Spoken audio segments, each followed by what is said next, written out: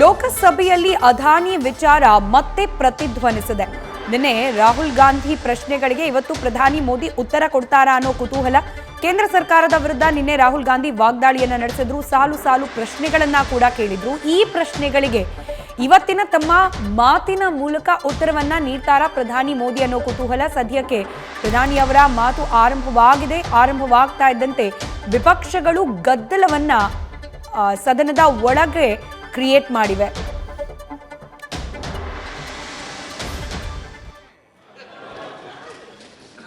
माननीय अध्यक्ष जी, जब राष्ट्रपति जी का भाषण हो रहा था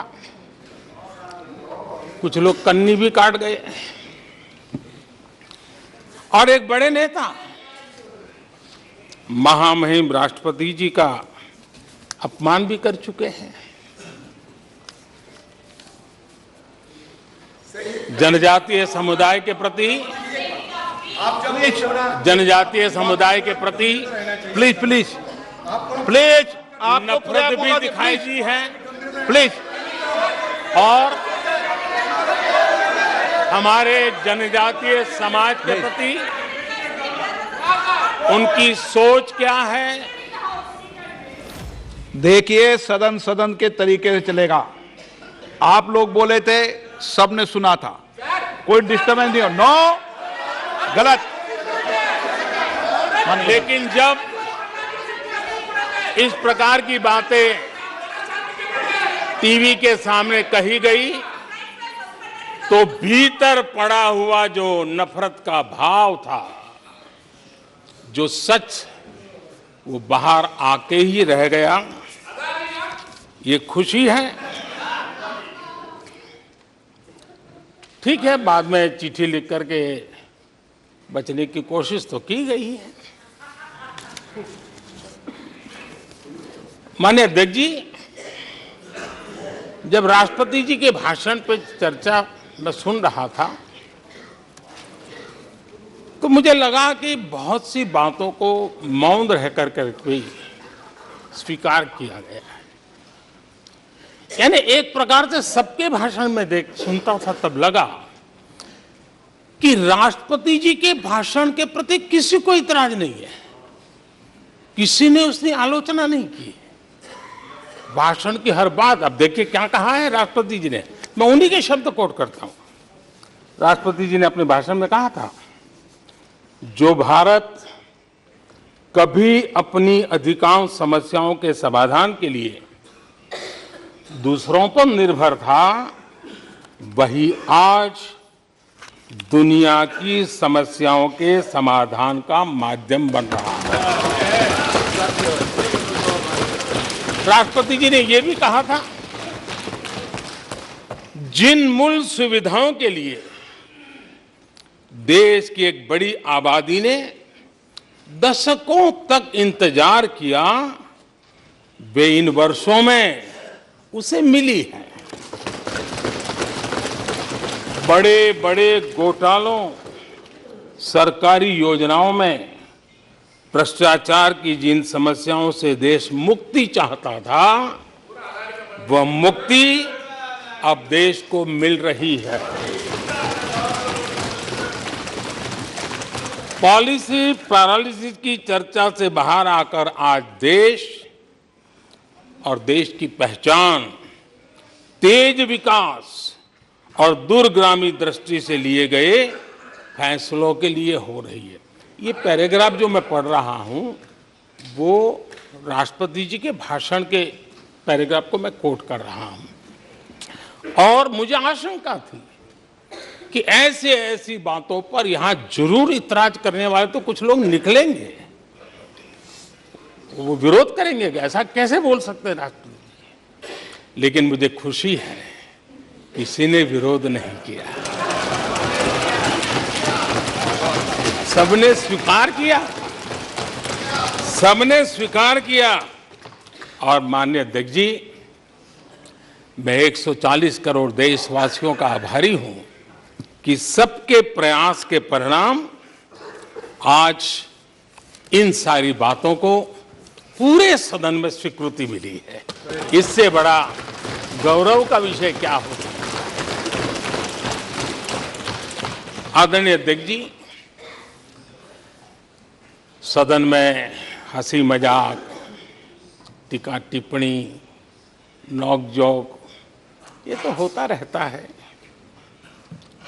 लेकिन ये नहीं भूलना चाहिए कि आज राष्ट्र के रूप में गौरवपूर्ण अवसर हमारे सामने खड़े हैं।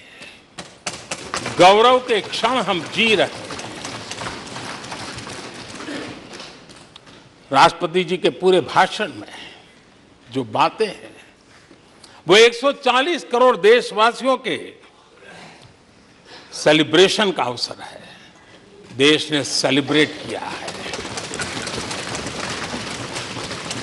माननीय अध्यक्ष जी, 100 साल में आई हुई ये भयंकर बीमारी, महामारी, दूसरी तरफ युद्ध की स्थिति, बटा हुआ विश्व,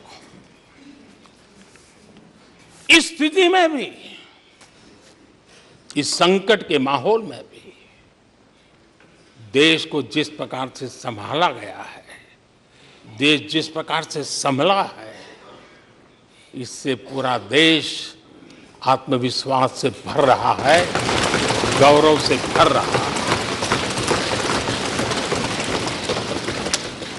आदरणीय अध्यक्ष जी, चुनौतियों के बिना जीवन नहीं होता है। चुनौतियां तो आती हैं,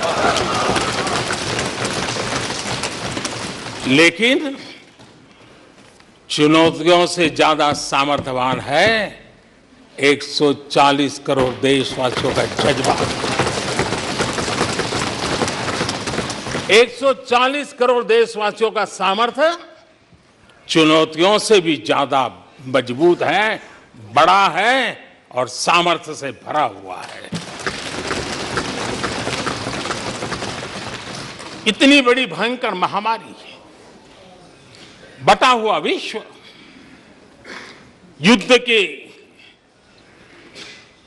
कारण हो रहे विनाश, अनेकों देशों में अस्थिरता का माहौल है।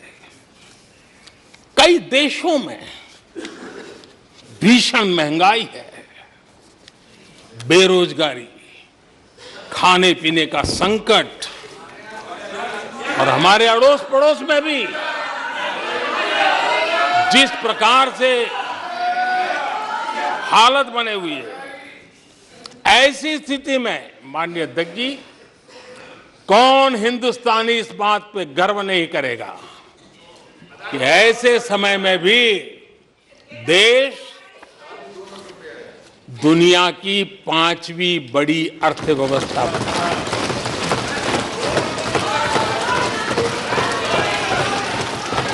आज पूरे विश्व में भारत को लेकर के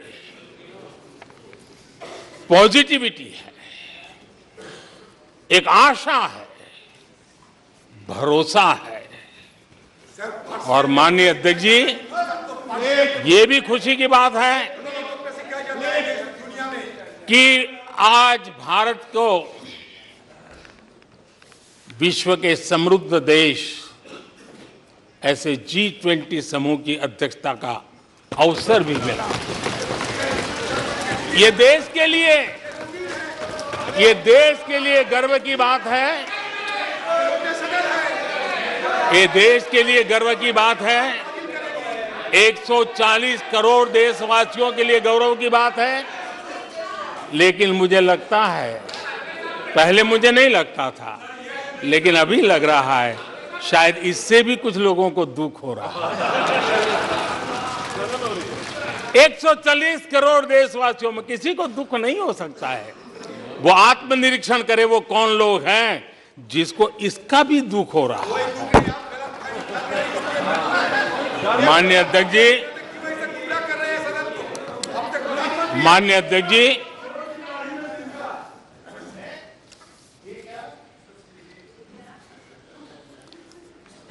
आज दुनिया की हर विश्वसनीय संस्था, सारे एक्सपर्ट्स जो वैश्विक प्रवाहों को बहुत गहराई से अध्ययन करते हैं, जो भविष्य का अच्छे से अनुमान भी लगा सकते हैं, उन सबको आज भारत के प्रति बहुत आशा है, विश्वास है और बहुत एक मात्रा में उमंग भी है। और आखिर ये सब क्यों? ऐसे ही तो नहीं है। आज पूरी दुनिया भारत की तरफ इस प्रकार से बड़ी आशा की नजरों से क्यों देख रही है? इसके पीछे कारण है। इसका उत्तर छिपा है भारत में आई स्थिरता में, भारत की वैश्विक साख में, भारत के बढ़ते सामर्थ्य में और भारत में बन रही नई संभावनाओं में। माननीय अध्यक्ष जी, हमारी रोजमर्रा की जिंदगी में जो बातें हो रही है, उसी को मैं अगर शब्दबद्ध करूं और कुछ बातें उदाहरण से समझाने की कोशिश करूं। अब आप देखिए, भारत में एक 2-3 दशक अस्थिरता के रहे, आज स्थिरता है, पॉलिटिकल स्टेबिलिटी है, स्टेबल गवर्नमेंट भी है और डिसिसिव गवर्नमेंट है।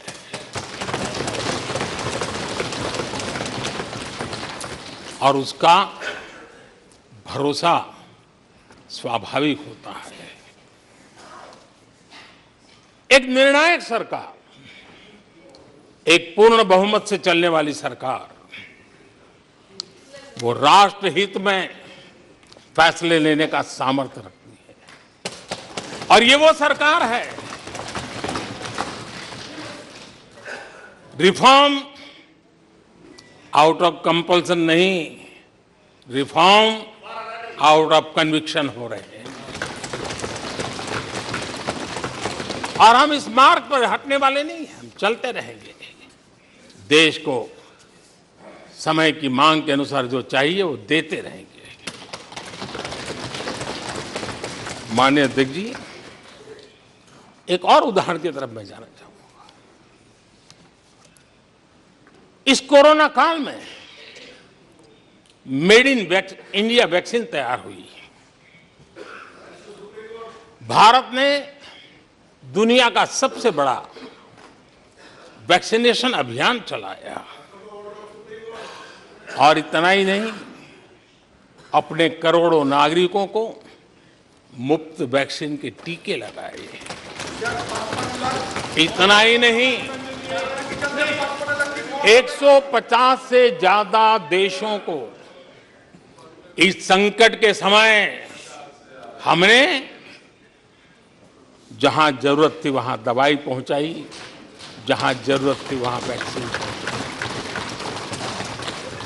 और आज विश्व के कई देश हैं जो भारत के विषय में इस बात पर बड़े गौरव से विश्व के मंच पर धन्यवाद करते हैं, भारत का गौरवगान करते हैं।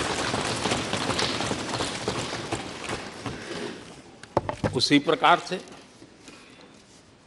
तीसरे एक पहलू की तरफ ध्यान देते हैं। इसी संकट काल में आज भारत का डिजिटल इंफ्रास्ट्रक्चर,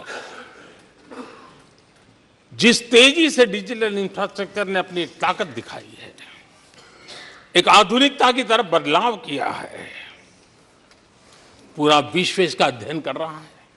मैं पिछले दिनों G20 समिट में बाली में था। डिजिटल इंडिया की चारों तरफ वाहवाही हो रही थी और बहुत क्यूरियोसिटी थी कि देश कैसे कर रहा है। कोरोना काल में दुनिया के बड़े बड़े देश, समृद्ध देश अपने नागरिकों को आर्थिक मदद पहुंचाना चाहते थे, नोटें छापते थे, बांटते थे, लेकिन बांट नहीं पाते थे। ये देश हैं जो एक फ्रिक्शन ऑफ सेकंड में लाखों करोड़ों रुपए देशवासियों के खाते में जमा करवा देता है। हजारों करोड़ रुपए ट्रांसफर हो जाते हैं। एक समय था छोटी छोटी टेक्नोलॉजी के लिए देश तरसता था। आज देश में बहुत बड़ा फर्क महसूस हो रहा है। टेक्नोलॉजी के क्षेत्र में देश बड़ी ताकत के साथ आगे बढ़ रहा है।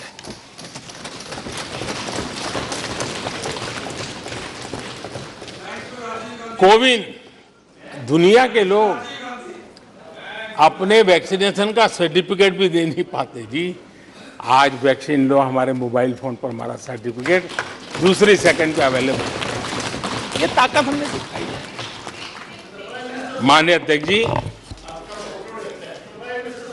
भारत में नई संभावनाएं हैं। दुनिया को सशक्त वैल्यू और सप्लाई चेन, उसमें आज पूरी दुनिया ने, कोरोना कालखंड ने सप्लाई चेन के मुद्दे पर दुनिया को हिला के रख दिया है। आज भारत उस कमी को पूरने की ताकत के साथ आगे बढ़ रहा है। कईयों को ये बात समझना बहुत देर लग जाएगी।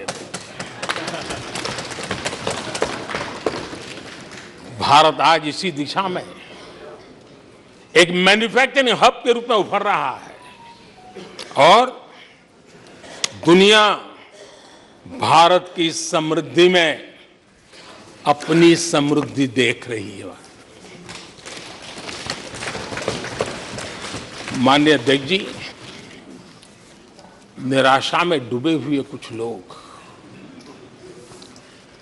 इस देश की प्रगति को स्वीकार ही नहीं कर पा रहे हैं। उन्हें भारत के लोगों की उपलब्धियां नहीं दिखती है। अरे 140 करोड़ देशवासियों के पुरुषार्थ और प्रयास का परिणाम है, जिसके कारण आज दुनिया में डंका बजना शुरू हुआ है।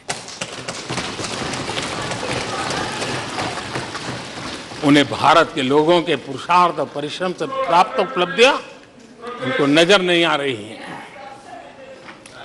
माननीय अध्यक्ष जी,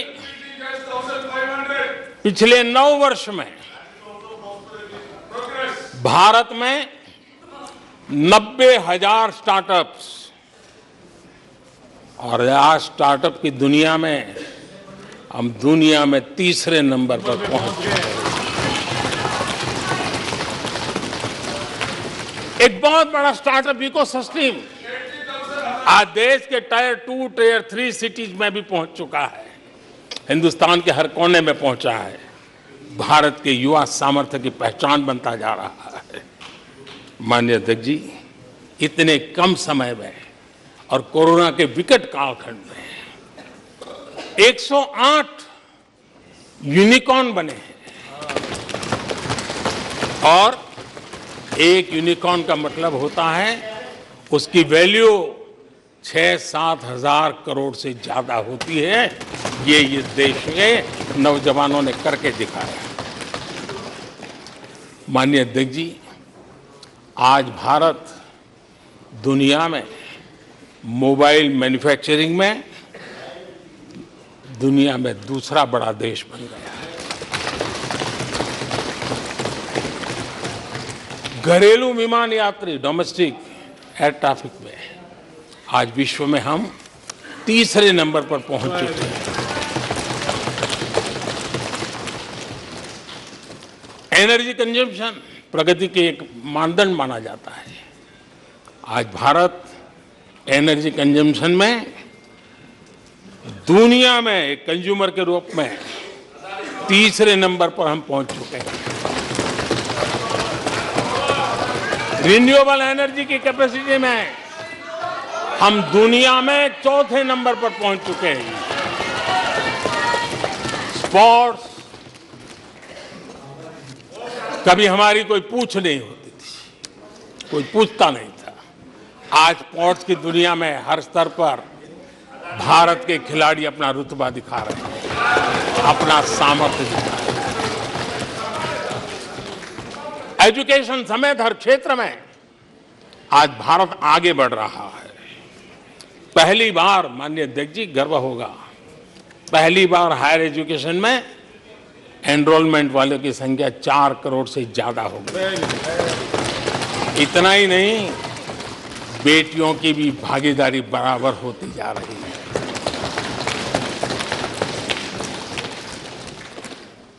देश में इंजीनियरिंग हो, मेडिकल कॉलेज हो, प्रोफेशनल कॉलेजेस हो, उसकी संख्या बहुत तेजी से बढ़ रही है।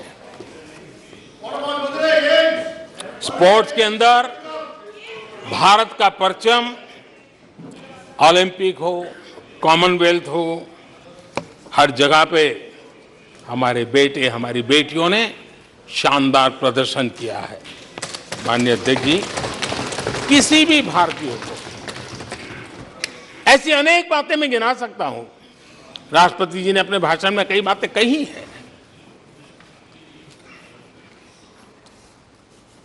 देश में हर स्तर पर, हर क्षेत्र में, हर सोच में आशा ही आशा नजर आ रही है।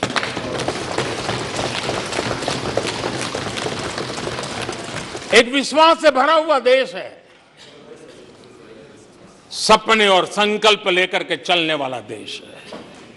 लेकिन यहां कुछ लोग ऐसे निराशा में डूबे हैं, ऐसे निराशा में डूबे हैं। काका हाथरसी ने एक बड़ी मजेदार बात कही थी। काका हाथरसी ने कहा था, आगा पीछा देखकर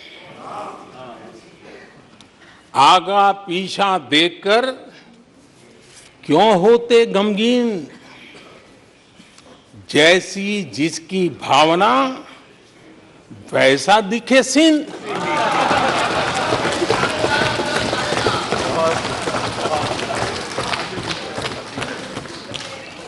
आदरणीय अध्यक्ष जी, आखिर ये निराशा भी ऐसे नहीं आई है। इसके पीछे कारण है। एक तो जनता का हुक्म, बार बार हुक्म, लेकिन साथ साथ इस निराशा के पीछे जो अंतर मन में पड़ी हुई चीज है, जो चैन से सोने नहीं देती है, और क्या है, पिछले 10 साल में 2014 के पहले 2004 से 14 ರಾಷ್ಟ್ರಪತಿಗಳ ಭಾಷಣದ ಮೇಲೆ ವಂದನಾ ನಿರ್ಣಯದ ಸಂದರ್ಭದಲ್ಲಿ ಪ್ರಧಾನಿ ನರೇಂದ್ರ ಮೋದಿ ಅವರು ಮಾತನಾಡ್ತಿದ್ದಾರೆ. ದೇಶದ ಅಭಿವೃದ್ಧಿ ಬಗ್ಗೆ ರಾಷ್ಟ್ರಪತಿಗಳು ಮಾತನಾಡಿದ ಸಂದರ್ಭದಲ್ಲಿ ಯಾರು ವಿರೋಧಿಸಲಿಲ್ಲ. ಅಂದರೆ ಎಲ್ಲರೂ ಕೂಡ ದೇಶ ಅಭಿವೃದ್ಧಿ ಆಗ್ತಿದೆ ಅನ್ನೋದನ್ನು ಒಪ್ಪಿದ್ದಾರೆ. ಆದರೆ ಕೆಲವರಿಗೆ ಮಾತ್ರ ಈ ಅಭಿವೃದ್ಧಿಯನ್ನು ಸಹಿಸೋಕ್ಕಾಗದಷ್ಟು ದುಃಖ ಹಾಗೆ ನಿರಾಸೆ ಇದೆ. ಪದೇ ಪದೇ ಕಾಣೋಕೆ ಸಿಗ್ತಾ ಇರುವ ಸೋಲುಗಳು ಕೂಡ ಈ ದುಃಖಕ್ಕೆ ನಿರಾಸೆಗೆ ಕಾರಣ ಅನ್ನೋ ಮೂಲಕ ಪರೋಕ್ಷವಾಗಿ ವಿರೋಧ ಪಕ್ಷಗಳ ಹೆಸರನ್ನ ಪ್ರಸ್ತಾಪ ಮಾಡದೆ ಕಾಂಗ್ರೆಸ್ಗೆ ಆ ಮೂಲಕ ನಿನ್ನೆ ರಾಹುಲ್ ಗಾಂಧಿ ಅವರು ಕೇಳಿದ ಪ್ರಶ್ನೆಗಳಿಗೆ ತಿರುಗೇಟು ನೀಡುವ ಪ್ರಯತ್ನವನ್ನ ಪ್ರಧಾನಿ ನರೇಂದ್ರ ಮೋದಿ ಅವರು ಮಾಡ್ತಿದ್ದಾರೆ. ನ್ಯೂಸ್ ಫಸ್ಟ್ ಪ್ರತಿಕ್ಷಣ ನಿಮ್ಮೊಂದಿಗೆ.